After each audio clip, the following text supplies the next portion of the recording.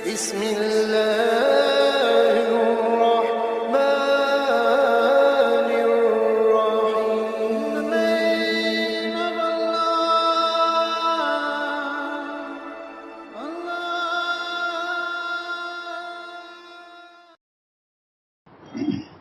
بسم الله الرحمن أعوذ بالله من الشيطان الرجيم.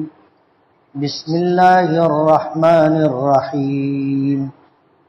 إذا زلزلت الأرض زلزالها وأخرجت الأرض أثقالها وقال الإنسان ما لها يومئذ تحدث أخبارها بأن ربك أوحى لها يومئذ يصدر الناس أشتاتا ليروا أعمالهم فمن يعمل مثقال ذرة خيرا يره ومن يعمل مثقال ذرة شرا يره.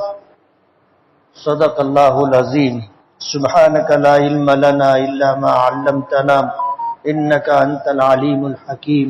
رب اشرح لی صدری ویسر لی امری واحلل عقدۃ من لسانی یفقهوا قولی.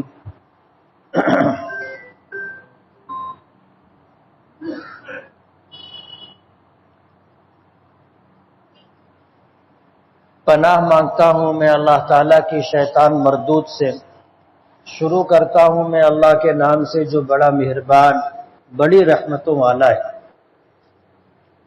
جب ہلا دی جائے گی زمین پورے زور سے ہلا دینے اور زمین نکال دے گی اپنے بوجھ کو اور انسان کہے گا کہ اس کو کیا ہو گیا ہے. اس دن زمین اپنی باتیں بیان کر دے گی، بتا دے گی، اس واسطے کہ اس کے تیرے پروردگار نے اس کو بتانے کا، بولنے کا حکم دیا ہے. اس دن لوگ لوٹیں گے مختلف جماعتوں کی شکل میں تاکہ وہ اپنے اعمال کو دیکھ لیں. پر جس شخص نے ذرہ برابر بھی بھلائی کی ہوگی تو وہ اسے دیکھ لے گا، اور جس نے ذرہ برابر بھی برائی کی ہوگی وہ اسے دیکھ لے گا. یہ سورہ زلزال ہے، نزول کے اعتبار سے مدنی ہے. اس میں 8 آیتیں ہیں، 1 رکوع ہے. اس صورت میں جو مضمون بیان کیا گیا ہے اور جو الفاظ اللہ پاک نے استعمال کیے ہیں اسی پر اس کا نام رکھا گیا ہے سورہ زلزال. پہلی آیت میں ہے کہ اذا زلزلت الارض زلزالها، کہ جب زمین پوری طاقت کے ساتھ ہلا دی جائے گی، بھونچال آ جائے گا، جس کو ہم زلزلہ کہتے ہیں. آج دنیا میں زلزلہ آتا ہے 1 2 2.5 3، اس کا جو اسکیل ہے تو نقصان نہیں ہوتا. لیکن اگر یہی ہلا دینا 7 8 9 10 ہو جائے تو بڑی بڑی عمارتیں سب زمین بوس ہو جاتی، زمین پھٹ جاتی ہے، اور زمین پر جو بلند بالا عمارتیں ہوتی ہیں وہ گر جاتی. لوگوں کے لیے کھڑا رہنا چلنا مشکل ہو جاتا ہے. آج سے کچھ 15-20 سال پہلے بیڑ کے قریب ایک مقام پر زلزلہ آیا تھا، اوما پور میں. بتانے والوں نے بتایا جنہوں نے دیکھا تھا کہ جب زلزلہ آیا تو زمین جیسے سمندر پر پانی کی لہر ہوتی ہے اس طرح پوری زمین ایسے لہر کی شکل میں ہل رہی تھی. بہت زیادہ نقصان ہوا تھا، جانی بھی مالی بھی. اور اسے اسکیل ریختر پہ بتایا گیا تھا کہ یہ 7 درجے کا زلزلہ تھا. اب قیامت آئے گی تو یہ زمین آج کے بتانے والوں کے حساب سے 100% زلزلے سے متاثر ہوگی. تو کچھ بھی باقی نہیں رہے گا، کچھ بھی باقی نہیں رہے گا. اس سورت کا شان نزول یہ ہے کہ معمولی نیکی کرنے والے معمولی نیکی کو کوئی اہمیت نہیں دیتے. اسی طرح گناہ کرنے والے، چھوٹے گناہ جن کو صغیرہ کہا جاتا ہے، ان کو کوئی اہمیت نہیں دیتے، گناہ کر ڈالتے ہیں، گناہ کر ڈالتے ہیں. بعض لوگ تو یہاں تک کہتے ہیں کہ صغیرہ ہی تو ہے. جیسے بعض لوگ مسجد میں آتے ہیں باجماعت نماز ادا کرنے کے لیے، سنتیں نہیں پڑھتے. اور بعض لوگ کسی عملی زندگی میں کسی سنت کے متعلق جب ان سے کہا جاتا ہے تو وہ سنت چھوڑ دیتے ہیں اور کہتے ہیں کہ سنت ہی تو ہے، کوئی فرض اور واجب تو نہیں. اس پر اللہ پاک نے اس سورت کو نازل کیا اور آخر میں اس کو بیان کیا کہ جو آدمی ذرہ برابر بھی بھلائی کرے گا اسے دیکھے گا، اور جو آدمی بھی ذرہ برابر برائی کرے گا وہ اسے دیکھے گا. اللہ نے اس مضمون کو بیان کرنے سے پہلے قیامت کے تعلق سے یہ بات رکھی ہے کہ جب اللہ پاک اس کائنات کو ختم کرنا چاہیں گے تو اسرافیل جو فرشتہ ہے سور پھونکنے پر مامور ہے، اسے حکم دیں گے سور پھونک دے. جب وہ سور پھونکے گا تو آواز ایسی ہوگی کہ اس آواز کی وجہ سے زمین آسمان سب تہس نہس ہو جائیں گے. بم کا جو دھماکہ ہوتا ہے صرف اس میں آواز ہوتی ہے، لیکن وہ آواز اتنی شدت کی ہوتی ہے کہ پھر اس سے بستیاں تباہ و برباد ہو جاتی. جب سور پھونکا جائے گا تو یہ پوری دنیا تہس نہس ہو جائے گی. اسی کا تذکرہ کیا کہ اذا زلزلت الارض زلزالہا، جب زمین پوری طاقت کے ساتھ ہلا دی جائے گی اور اس وقت زمین اپنے بوجھ کو نکال دے گی، اپنے بوجھ کو نکال دے گی. آدمی مرتا ہے، اس کا جسم یا تو زمین میں دفن کر دیا جاتا ہے یا جلا کر راکھ کی شکل میں اسے پانی کے حوالے کر دیا جاتا ہے، پھر وہ مٹی میں مل جاتی ہے راکھ.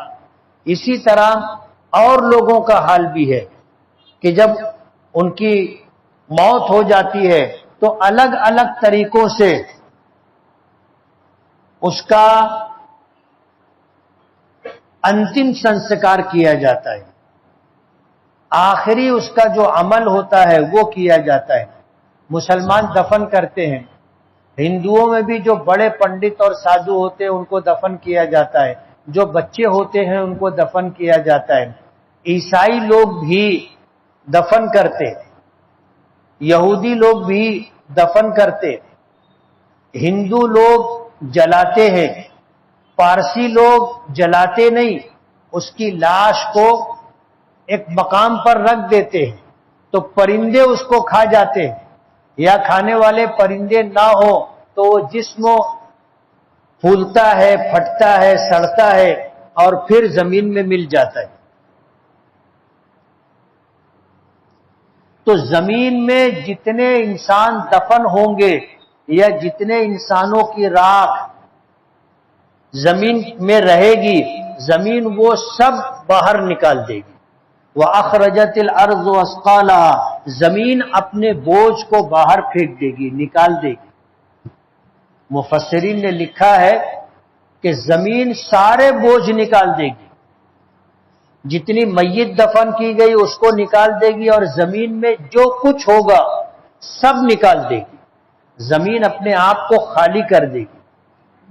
زمین میں خزانے ہوں گے، زمین اگل دے گی، زمین میں جو دھاتیں ہیں زمین اگل دے گی، زمین میں جو کچھ ہوگا سب زمین باہر نکال دے گی۔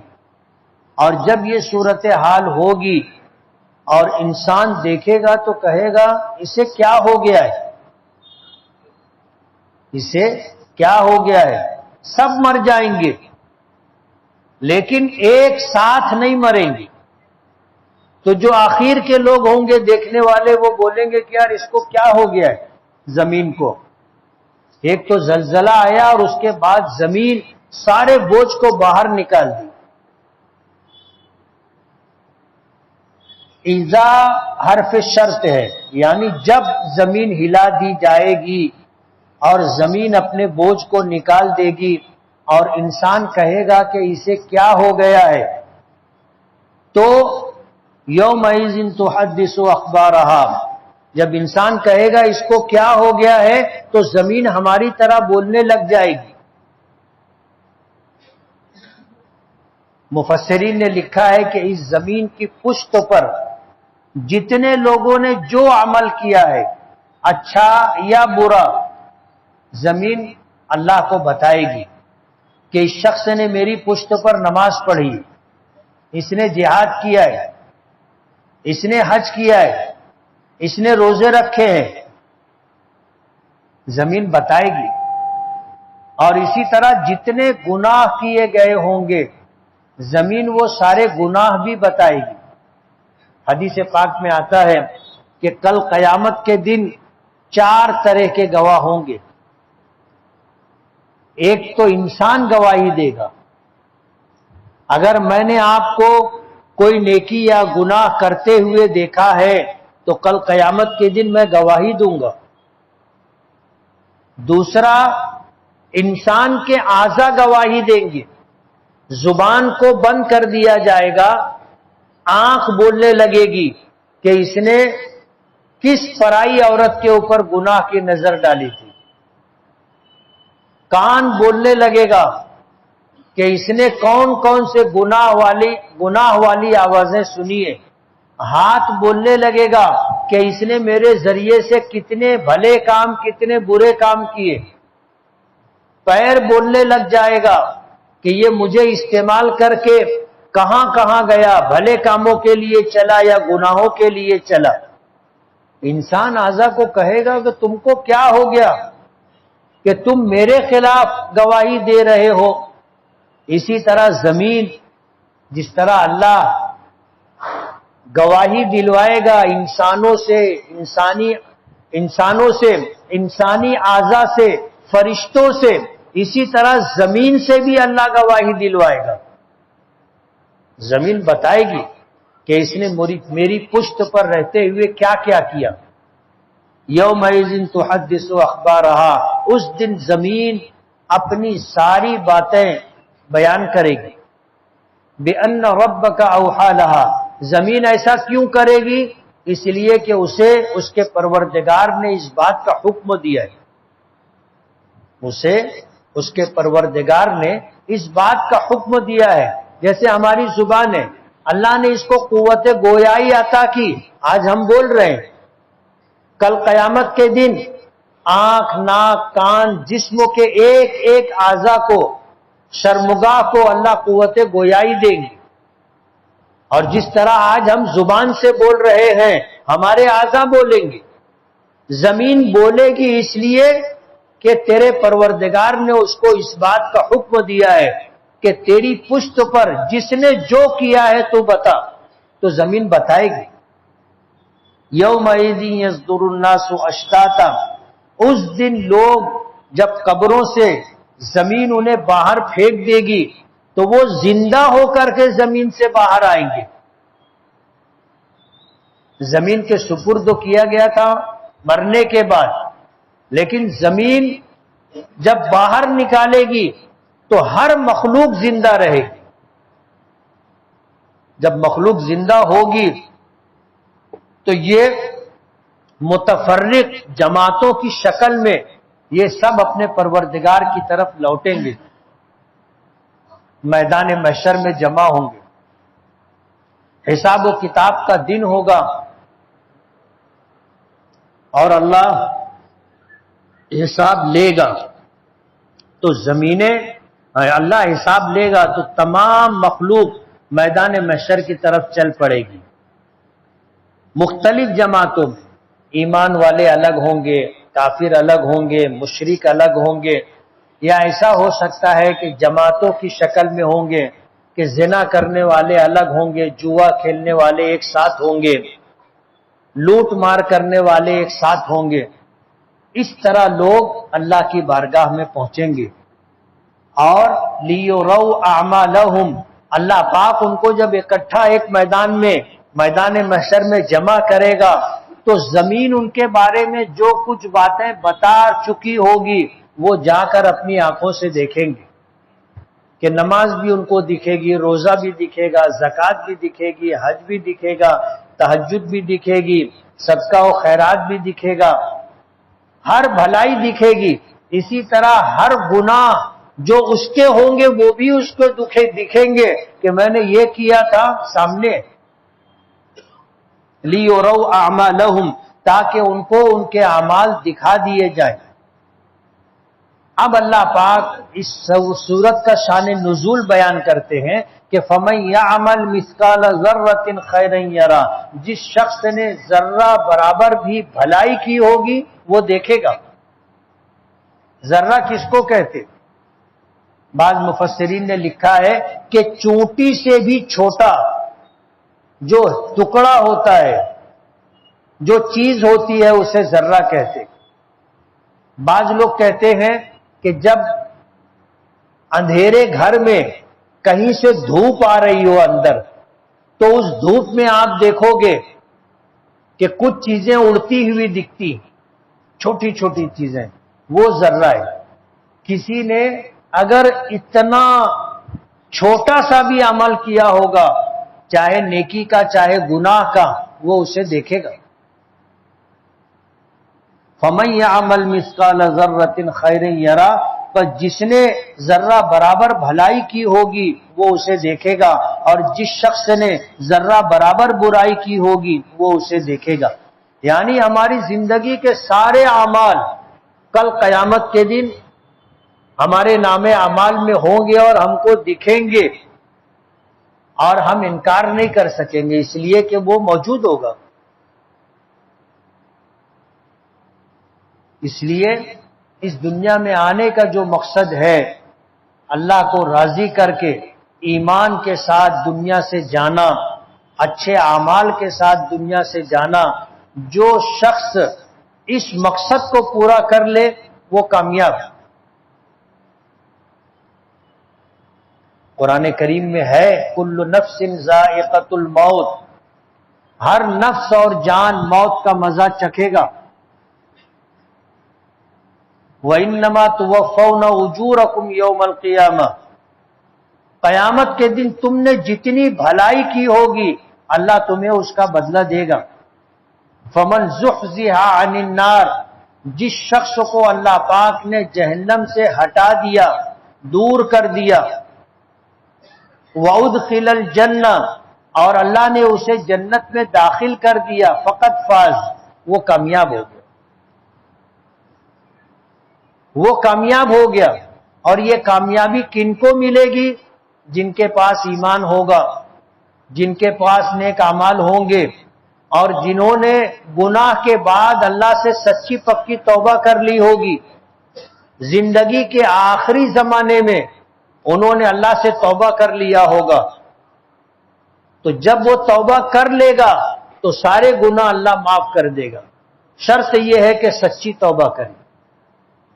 جب گناہ معاف ہو جائیں گے، یہ اللہ کی بارگاہ میں جائے گا تو اس کے ساتھ صرف نیکیاں ہوں گی، اور اس کے توبہ کی وجہ سے جتنے گناہوں کے گواہی دینے والے لوگ ہیں، زمین ہے، اس کے اعضاء ہیں، اس کے دوست احباب ہیں، اور اسی طرح فرشتے ہیں، اللہ پاک سب کو بھلا دیں گے،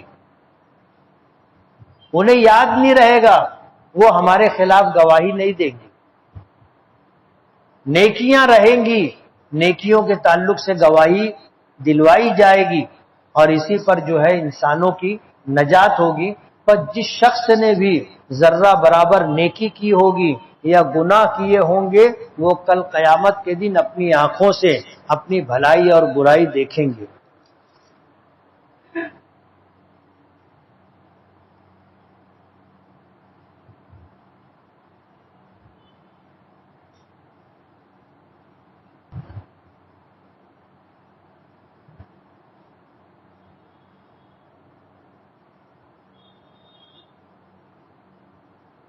کسی نے سوال کیا ہے کہ ایک ملکیت کا سودا ہوا، ایثار پوتی ہو گئی اور جو مدت مکمل قیمت دینے کی تھی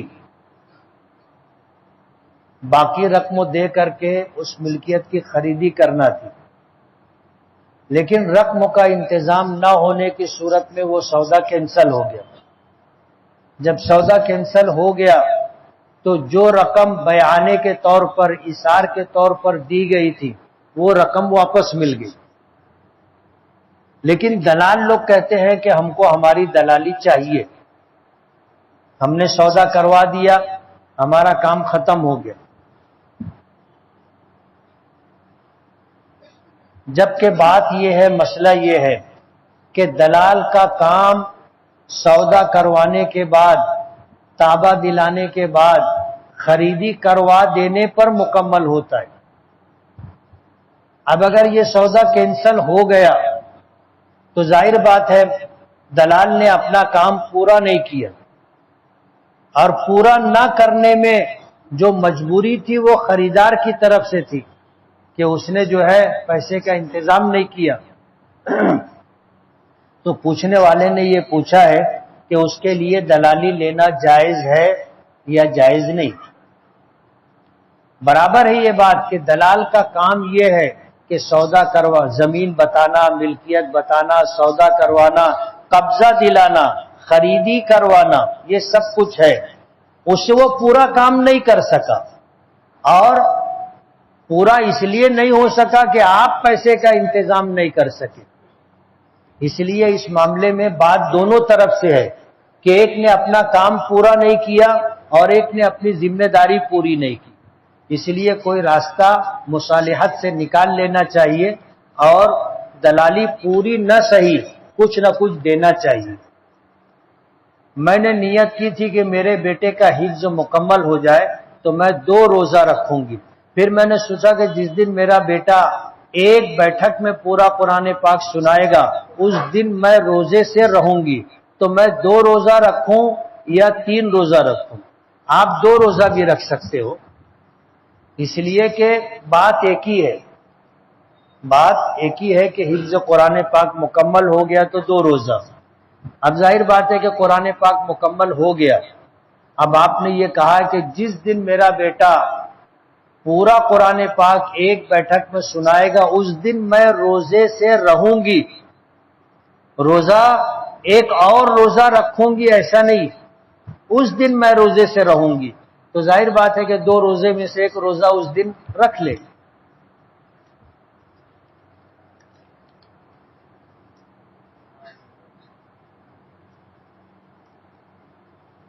زید نے غلط کرا فیض کے ساتھ، اور زید فیض کے بیٹے کے ذریعے معافی کروا لیا۔ فیض کا بیٹا ضد کر کے زید کی معافی کروایا تو معافی ہو جائے گی کیا؟ معافی کا تعلق آدمی کے دل سے ہوتا ہے۔ ہمارے یہاں ایک جملہ بولا جاتا ہے، جبڑا مارے رونے بھی نہ دے، جبڑا مارے اور رونے بھی نہ دے۔ تو طاقتور آدمی ظلم کے ذریعے، جبر کے ذریعے ظلم کرنے کے بعد معاف کرنے پر مجبور کرے تو آدمی اگر زبان سے معاف کر دے تو معاف نہیں ہوتا، دل کی رضا اس میں شامل ہے۔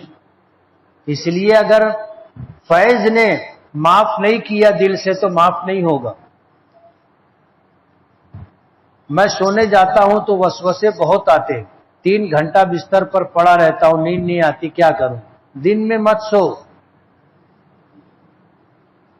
دن میں مت سو تو رات میں نیند جلدی آ جائے گی۔ اب آدمی دن بھر بھی سوتا تو رات میں کیسے نیند آئے گی؟ نکاح کا جوڑا اوپر سے بنتا ہے تو پھر طلاق ہو کے دوسرا نکاح ہوتا ہے تو یہ کیسے ہوتا ہے؟ ظاہر بات ہے جوڑا اللہ 4 بیویوں کی اللہ نے اجازت دی ہے، اور وہ بھی ایک وقت میں آدمی اپنے نکاح میں 4 بیویاں رکھ سکتا ہے۔ اب کسی نے 4 رکھی، ایک مر گئی یا ایک کو طلاق دے دیا تو اس کی جگہ دوسری کر سکتا ہے۔ تو ایسا ہو سکتا ہے کہ 4 نکاح، 5 نکاح، 6 نکاح، 7 نکاح اللہ نے ان کا جوڑا بنایا ہے۔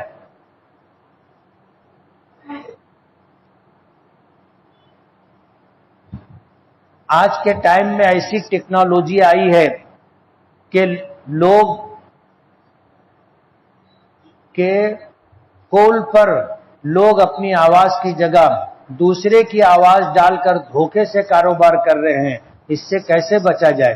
کوئی ٹیکنالوجی کا جاننے والا ہو اس سے پوچھیں، میں اس کا ماہر نہیں ہوں۔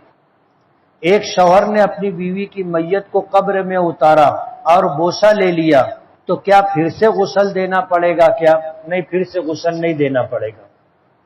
قیامت کے دن ایک بیوی جنت میں چلی گئی، اس کا شوہر جہنم میں چلا گیا، اس کی بیوی جنت میں کس کے نکاح میں جائے گی؟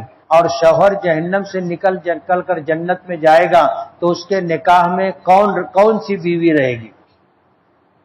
اگر شوہر کا میاں بیوی کا نکاح کا رشتہ باقی رہا اور نکاح کا رشتہ باقی ہونے کے بعد انتقال ہو گیا اور حساب و کتاب کے بعد کوئی جنت میں چلا گیا، کوئی جہنم میں چلا گیا، اگر جہنم میں جانے والے کے پاس ایمان ہے، وہ جنت میں واپس آنے والا ہے تو واپس جب آئے گا تو اس کو اسی کے ساتھ، اس رشتے کے ساتھ رکھا جائے گا۔ زید نے کسی کے ساتھ بہت غلط کیا اور بعد میں معافی مانگ لیا، بندہ معاف کر دیا تو کل قیامت کے دن بتایا جائے گا کہ زید نے کیا غلط کیا تھا، کیونکہ زید کو دنیا میں بہت اچھا انسان سمجھتے تھے۔ اگر دل سے معافی طلبی ہو گئی ہے یا اس نے اللہ کی نافرمانی کی تھی اور سچی پکی توبہ کر لی ہے تو پھر قیامت کے دن اس کے گناہ کا کوئی تذکرہ نہیں ہوگا۔ ایک بندے کا طلاق ہوا، بچے چھوٹے تھے تو لڑکی بچے لے کر چلی گئی اور دوسرا نکاح کر لی۔ پہلے بندے کا ایکسیڈنٹ ہوا، وہ کوما میں چلا گیا، 7 سال بعد کومے سے باہر آیا اور بچوں سے ملنے گیا تو بچے دوسرے شوہر کو ابا بول رہے ہیں اور پہلے ابا کو نہیں پہچان رہے ہیں، دوسرا ابا بچے بھی نہیں ملنے دے رہا ہے، اولاد مان لیا، یہ صحیح ہے؟ اور شریعت کیا کہتی؟ بچوں کو پالا جا سکتا ہے، جنہیں لے پالک اور متبنہ کہتے ہیں، اور ایسا ہوتا ہے کہ ایک عورت کا طلاق ہو گیا تو وہ بچے والی تھی تو وہ بچوں کو لے جاتی ہے اور دوسرے شوہر سے نکاح کرنے کے بعد بچے ماں کے ساتھ ماں کے دوسرے شوہر کے ساتھ رہتے اور چھوٹے بچے ہوتے ہیں وہ ابا بولنے لگ جاتے ہیں، لیکن ان بچوں کی ولدیت میں پہلا جو باپ تھا اس کا نام لکھا جائے گا۔ اس عورت نے دوسرے شخص سے جو نکاح کیا ہے باپ کی جگہ اس کا نام نہیں لکھا جائے گا۔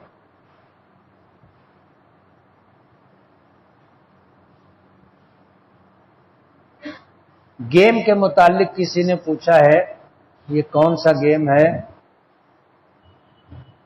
1 2 3 اس کے آگے کیو ہے۔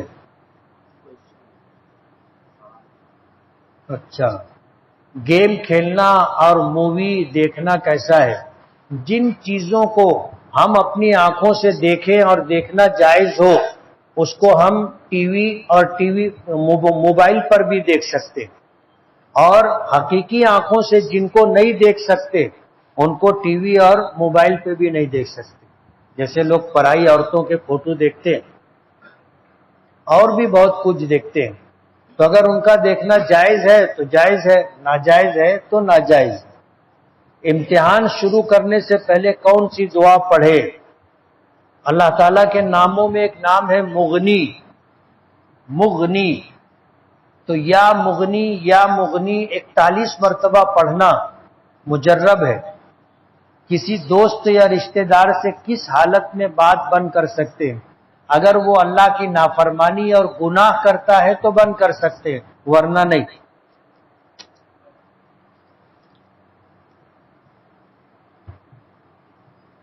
آپ سے پوچھنا یہ ہے کہ کیا حضرت علی کا تذکرہ کرنا یا ان کے تعلق سے باتیں کرنا عبادت میں شمار ہوتا ہے کیا؟ دوسرا سوال یہ ہے کہ کیا حضرت معاویہ صحابی رسول نہیں ہے کیا؟ کیونکہ میں نے کچھ لوگوں سے سنا ہے کہ حضرت معاویہ صحابی رسول نہیں ہے۔ اس کی وجہ یہ ہے کہ ان کا بیٹا یزید قاتل حسین ہے، اور حضرت معاویہ نے حضرت علی سے خلافت کے لیے جنگ بھی کی ہے۔ حدیث کی روشنی میں بیان کریں۔ حضرت علی کا تذکرہ، کسی بھی اللہ کے نیک بندے کا تذکرہ اچھے انداز میں کرنا، بھلائی والا تذکرہ کرنا بھی نیکی ہے۔ اور حضرت معاویہ صحابی رسول ہے۔ جو لوگ کہتے ہیں کہ وہ صحابی نہیں ہے اس لیے کہ ان کے بیٹے نے حضرت حسین رضی اللہ تعالی عنہ کو قتل کیا تھا، ان کی بات صحیح نہیں۔ بیٹے کا گناہ بیٹے کے ساتھ ہے۔ بیٹے کے گناہ کی وجہ سے باپ کو گنہگار قرار دیا جائے، ظاہر بات ہے کہ اس وقت تو حضرت معاویہ تھے بھی نہیں، ان کا انتقال ہو گیا تھا، اس لیے یہ بات غلط ہے۔ حضرت ذوالقرنین نے یاجوج ماجوج کے درمیان جو دیوار بنائی تھی، کیا وہ ہماری ہی دنیا میں موجود ہے؟ اگر دنیا کے باہر ہے تو حضرت ذوالقرنین وہاں تک کیسے پہنچے؟ وہ دیوار اسی دنیا میں موجود ہے۔ بعض لوگ کہتے ہیں کہ وہ دیوار چین ہے، اور بعض لوگ کہتے ہیں کہ کوئی دوسری دیوار بھی ہو سکتی ہے، اللہ بہتر جانتا ہے۔ نبی کریم صلی اللہ علیہ وسلم نے تو صرف ایک دین دیا تھا اور شریعت بتائی تھی، تو پھر 4 الگ الگ اماموں نے تشریح کی، ایسا کیوں ہے؟ قرآن کریم کی آیات ہوں یا نبی کریم صلی اللہ علیہ وسلم کے ارشادات ہوں، ان کو سمجھنے میں فرق ہو سکتا ہے۔ وہ ہے ایک ہی چیز، لیکن اس کو سمجھنے میں فرق ہو سکتا ہے، اور اسی فرق کی وجہ سے لوگوں نے الگ الگ باتیں بتائی ہیں۔ کوئی قرآن و حدیث یا دین و شریعت کے باہر نہیں گیا۔ جیسے ایک واقعہ بتاؤں میں، حضور پاک صلی اللہ علیہ وسلم نے ہجرت کے بعد ایک حج کیا۔ آپ مدینہ منورہ سے نکلے، مقام ذوالحلیفہ پر پہنچے، آپ نے احرام باندھا، اور وہ احرام عمرے کا تھا، نہیں حج کا احرام تھا۔ آپ نے حج کا احرام باندھا۔ حج کا احرام باندھ کر جب آپ آگے چلے اور وادی عقیق میں پہنچے تو حضرت جبرائیل آئے، اور انہوں نے آ کر کے اللہ کا یہ پیغام دیا، قل عمرۃ فی حجۃ، آپ اس حج میں عمرے کی بھی نیت کریں۔ حضور نے عمرے کی بھی نیت کر لی، اور مکہ مکرمہ پہنچے تو مکہ مکرمہ پہنچ کر کے آپ نے اعلان فرمایا کہ جس شخص نے حج کے ساتھ عمرے کی نیت کی ہے، وہ عمرہ کرنے کے بعد اپنے احرام کو باقی رکھے۔ عمرہ کرنے کے بعد اپنے احرام کو باقی رکھے، جب حج کرے گا تو اس کا یہ احرام ختم ہوگا۔ اور جن لوگوں نے صرف عمرے کی نیت کی ہے، یعنی حج عمرہ دونوں کی نیت کی، لیکن قربانی کا جانور اپنے ساتھ نہیں لائے، تو وہ عمرہ کر کے اپنا احرام اتار دے۔ اب آپ نے جو حج کیا تھا، حج کی 3 قسم ہے، ایک حج افراد، ایک حج تمتع اور ایک حج قران۔ حضور نے ایک حج کیا۔ کتنا حج کیا؟ ایک حج کیا۔ امام ابو حنیفہ رحمۃ اللہ علیہ فرماتے ہیں کہ حج قران افضل ہے۔ یعنی ایک احرام میں حج اور عمرہ دونوں کرنا یہ افضل ہے۔ امام مالک رحمت اللہ علیہ فرماتے ہیں کہ حج افراد افضل ہے۔ حج افراد کہتے ہیں کہ آدمی حج کا احرام باندھ کر جائے اور حج کرے۔ امام شافعی رحمت اللہ علیہ فرماتے ہیں کہ حج تمتع افضل ہے، کہ آدمی جائے تو عمرے کا احرام باندھ کر جائے، عمرہ کر کے احرام اتار دے، اور جب حج کے ایام آئے تو حج کا احرام باندھ کر حج کر لے۔ اب ظاہر بات ہے حضور نے کتنے حج کیے تھے؟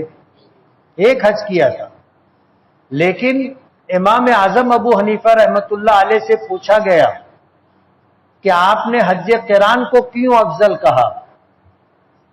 تو فرمایا کہ جب حضور نے ہدی کا جانور ساتھ میں لے کر کے گئے تھے، عمرہ کرنے کے بعد احرام اتارا نہیں، باقی رکھا، تو جن صحابہ کرام نے حج عمرے کا احرام باندھا تھا ان کو حکم دیا گیا کہ عمرہ کر لیا ہے، ہدی کا جانور، قربانی کا جانور ساتھ میں نہیں ہے، سر منڈوا کر احرام اتار دیں۔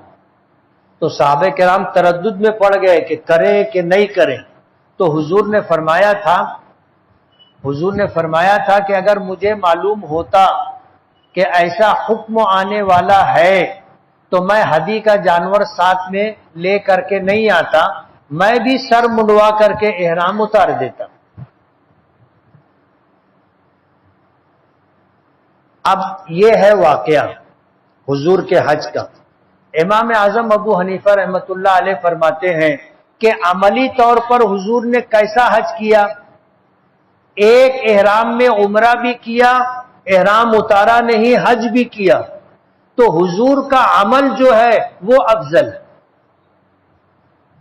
امام مالک رحمت اللہ علیہ فرماتے ہیں کہ حضور نے جب احرام باندھا تھا تو صرف حج کا احرام باندھا تھا، اس لیے حج افراد افضل ہے۔ امام شافعی رحمت اللہ علیہ فرماتے ہیں کہ حضور نے یہ فرمایا تھا کہ جن لوگوں کے ساتھ ہدی کا جانور نہیں ہے وہ عمرہ کر کے اپنا احرام اتار دیں۔ اگر مجھے معلوم ہوتا تو میں ہدی کا جانور ساتھ میں نہیں لاتا، عمرہ کر کے اپنا احرام اتار دیتا۔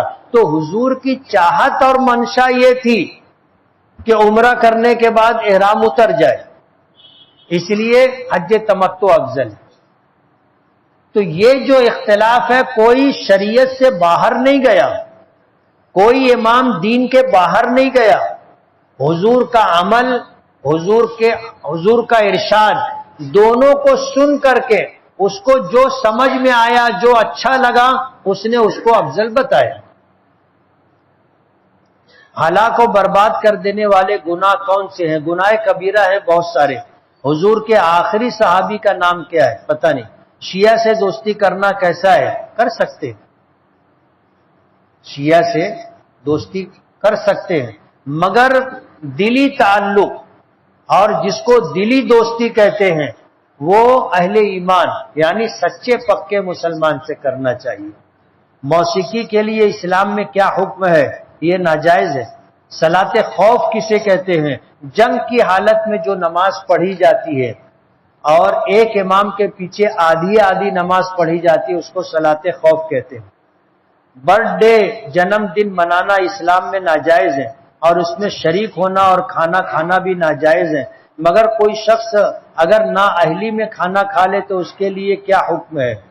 برتھ ڈے منانا یہ غیروں کا طریقہ ہے، مسلمانوں کا نہیں، اور غیروں کا طریقہ اختیار کرنے سے منع کیا گیا ہے اور اسے گناہ قرار دیا گیا ہے، اس لیے اس سے احتیاط کرنی چاہیے۔ لیکن اگر کوئی شخص برتھ ڈے کا کھانا کھا لے تو وہ ناجائز اور حرام نہیں۔ اسلامک سیریز دیکھنا کیسا ہے؟ جن چیزوں کو ہم اپنی آنکھوں سے دیکھ سکتے ہیں وہ سیریز بھی دیکھ سکتے ہیں، اور جن چیزوں کو ہم اپنی کھلی آنکھوں سے نہیں دیکھ سکتے اسے سیریز میں بھی نہیں دیکھ سکتے۔ منطق چلانا کیسا ہے؟ اگر کوئی شخص کو منطق نہ آئے تو وہ کیا کرے؟ منطق پڑھے۔ منطق ایک علم ہے، اور یہ منطق بات کرنے کا سلیقہ، بات کرنے کا ڈھنگ بتاتی ہے۔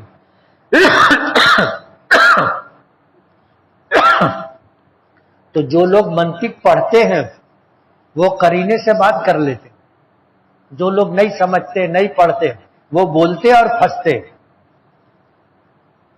دیوار گریا کسے کہتے ہیں؟ یہودیوں کے یہاں اتنی مقدس کیوں ہے؟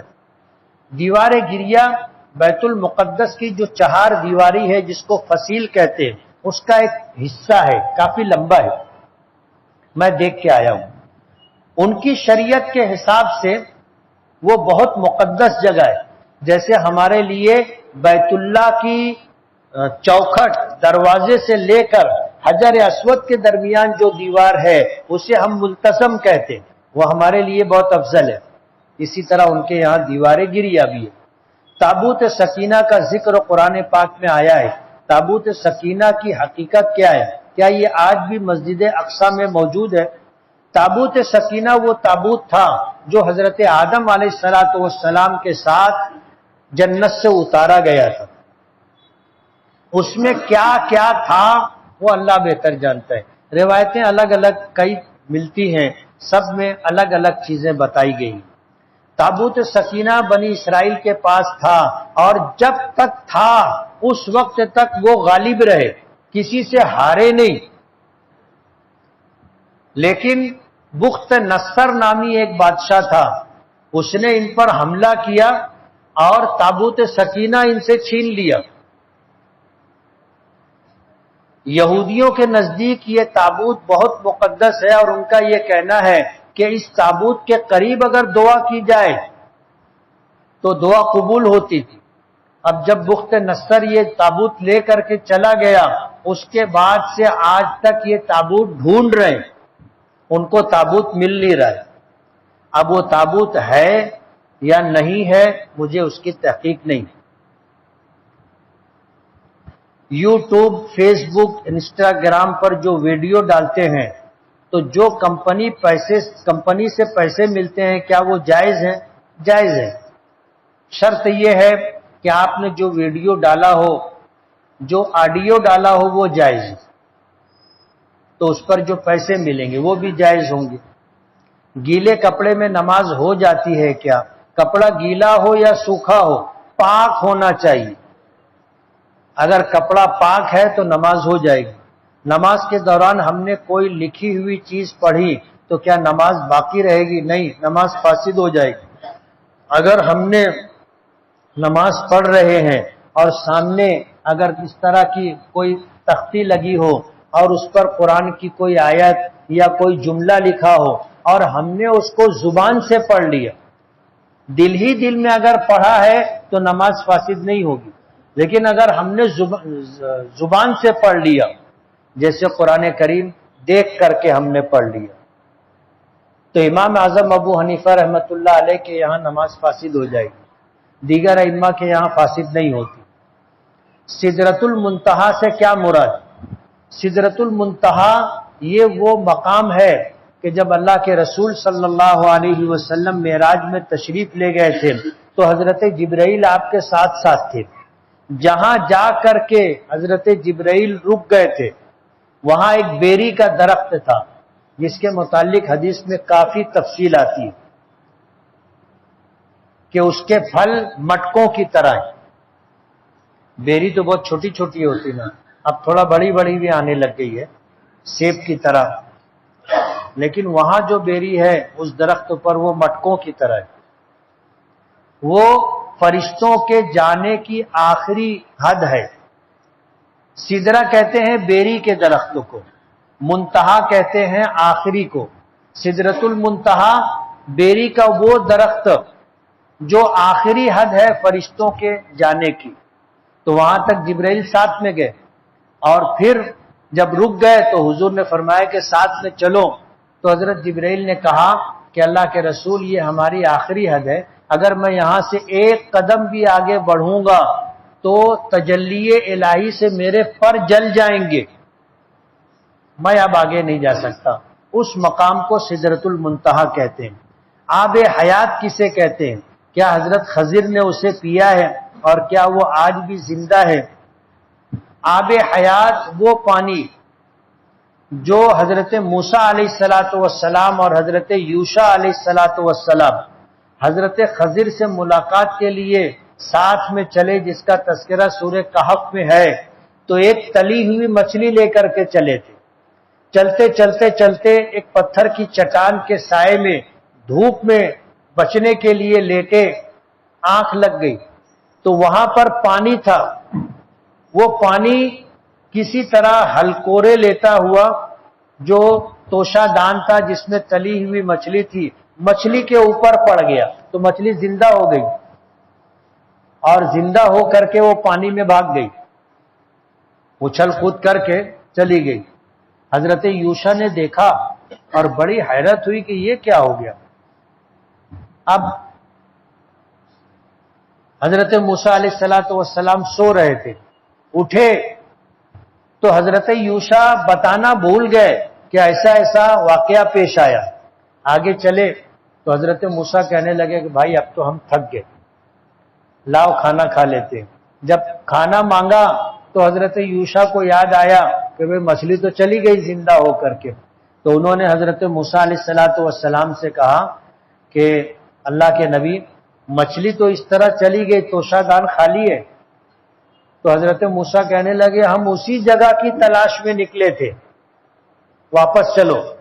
اب جب واپس آئے تو وہاں پر حضرت خضر لیٹے ہوئے تھے، کپڑا ایسے اوڑھ کر کے، پورا واقعہ ہے۔ تو وہاں جو پانی تھا وہ آب حیات،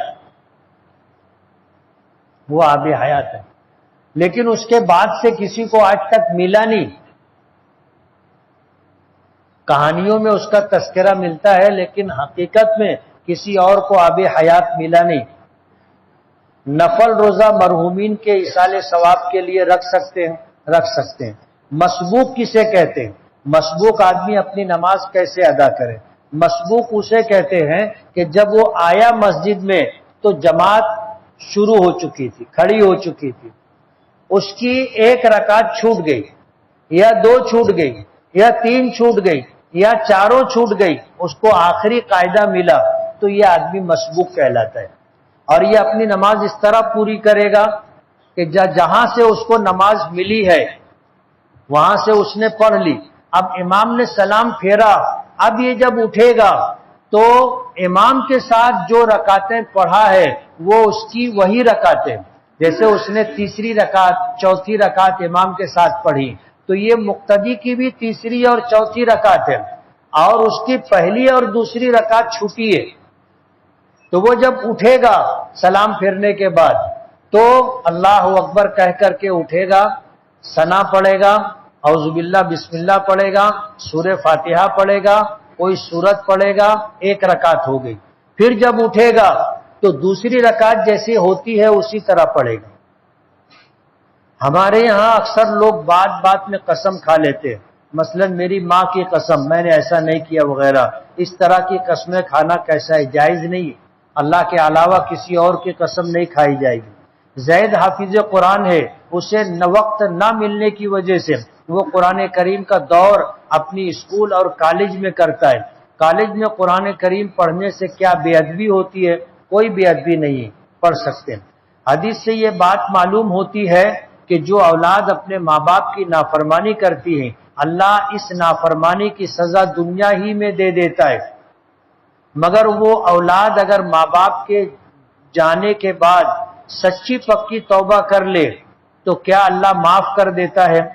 جو لوگ اپنے ماں باپ کے نافرمان رہے ان کے انتقال کے بعد، یہ گناہ کبیرہ ہے نافرمانی، لیکن ماں باپ کے انتقال کے بعد اگر وہ ماں باپ کے لیے تسلسل کے ساتھ دعائے مغفرت، درجات کی بلندی اور ایصال ثواب کرتے رہے تو اللہ ان کو فرما برداروں میں شامل کر لیتا ہے، اور وہ توبہ کر لے تو نافرمانی کا گناہ معاف ہو جاتا ہے۔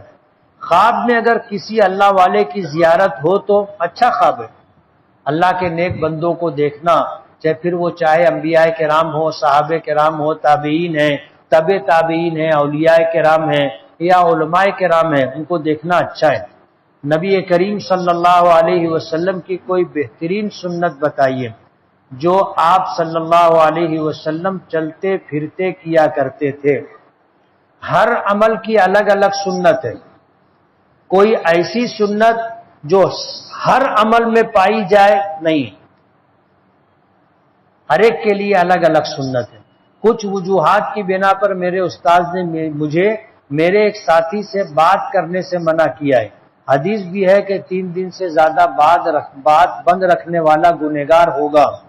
اگر استاد نے کسی دینی اور شرعی وجہ کی وجہ سے منع کیا ہے تو بات بند کی جا سکتی، اور اگر کوئی ایسی بات نہیں ہے تو بات بند نہیں کرنا چاہیے۔ استبرا کیا ہے اور اس کا کیا حکم ہے؟ شوہر کا انتقال ہو جائے یا شوہر بیوی کو طلاق دے دے تو طلاق کے بعد عدت کے جو ایام ہوتے ہیں وہ استبرا کے لیے ہوتے ہیں۔ استبرا کا مطلب یہ ہے کہ اس عورت کو حمل ہے یا نہیں ہے یہ معلوم ہو جائے۔ گردن پر جو بال آتا ہے کیا وہ داڑھی کے بالوں میں شمار ہوتا ہے؟ انہیں کتروانا جائز ہے یا اس بال کو کتروانے سے بھی گناہ ملے گا؟ کتروا سکتے ہیں۔ داڑھی کے بال وہ ہیں جو چہرے پر ہیں، گردن پر جو بال ہیں وہ داڑھی نہیں ہے۔ زید لوگ 2 بھائی 2 بہنیں ہیں، ماں حیات ہیں، والد صاحب کا انتقال ہو چکا ہے، ان لوگوں کی 4 پراپرٹی ہے جس میں سے ایک پراپرٹی ایک بھائی نے اپنے ذاتی پیسے سے تیار کی ہے۔ اب اگر ان لوگوں کو پراپرٹی تقسیم کرنا ہے تو کس طریقے سے تقسیم کریں گے؟ جس بھائی نے ذاتی پیسے سے پراپرٹی بنائی ہے کیا وہ بھی حصے داروں میں تقسیم ہوگی؟ وضاحت فرمائے۔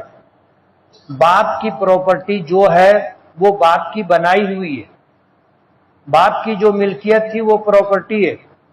باپ نے جو پراپرٹی چھوڑی ہے اس سے ہٹ کر کے اگر کوئی بیٹا اپنی محنت سے کماتا ہے، اپنی محنت سے، اپنے پیسے سے، باپ کے کاروبار سے جو کمائی ہوئی ہے اس سے جو پراپرٹی بنے گی وہ باپ کی رہے گی۔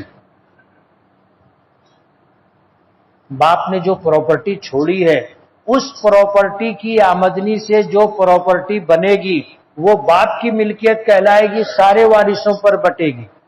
اور اگر بیٹے نے باپ کے پراپرٹی سے ہٹ کر کے کچھ اپنی محنت سے، کچھ اپنے پیسے سے قرض لے کر کے یا بیوی کی میراث میں آئے ہوئے پیسے سے اس نے کچھ پراپرٹی بنائی تو وہ باپ کی ملکیت نہیں ہے، وہ تمام وارثوں پر تقسیم نہیں ہوگی، وہ اس کی اکیلے کی ملکیت رہے گی۔ زید کے گھر پچھلے سال میت ہوئی تھی، گھر کے لوگوں نے قرآن پاک مکمل کرنے کے لیے پاروں کی تقسیم کی، جو پاروں کا سلسلہ اب بھی جاری ہے، لیکن بعض دفعہ طبیعت خراب ہونے کی وجہ سے یا اور کوئی دوسری مصروفیت کی وجہ سے وہ پارے پڑھ نہیں پائے تو کیا گناہ ہوگا؟ کوئی گناہ نہیں ہوگا۔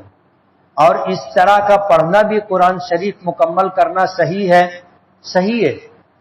ہر آدمی نیت کرے گا کہ میں نے جو پڑھا ہے اس کا ثواب میرے والد کو پہنچے، تو اس طرح مکمل قرآن کئی لوگوں کا پڑھا ہوا باپ تک پہنچ جائے گا۔